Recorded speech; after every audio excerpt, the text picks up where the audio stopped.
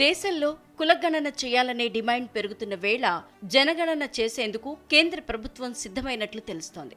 September నుంచి దేశంలో జనగణన చేసేందుకు అన్ని ఏర్పాట్లు సిద్ధం చేసుకుంటున్నట్లు సమాచారం. దేశంలో ప్రతి 12 ఏళ్లకు ఒకసారి జనగణన జరుగుతుంది.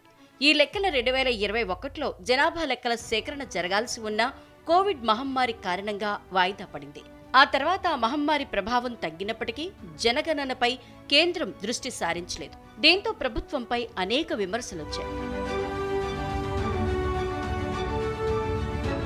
జనగణన జరగకపోవటం వల్ల ఆర్థిక డేటా, ద్రవ్యోల్బణం, ఉద్యోగాలకు సంబంధించిన సమాచార నాణ్యతపై ప్రభావం పడుతోందని పలువురు ఆర్థికవేత్తలు కూడా ఆందోళన వ్యక్తం చేశారు.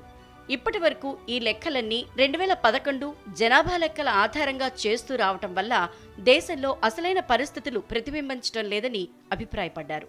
దీంతో ఎట్టకేలకు వచ్చే నెల నుంచి ఈ ప్రక్రియను ప్రారంభించనున్నట్లు సమాచారం. జనగణన పూర్తి కావడానికి దాదాపు 18 నెలల సమయం పడుతుందని అధికారులు అంచనా వేస్తున్నారు. హోంశాఖ ఆధ్వర్యంలో ఈ ప్రక్రియ జరుగుతుంది.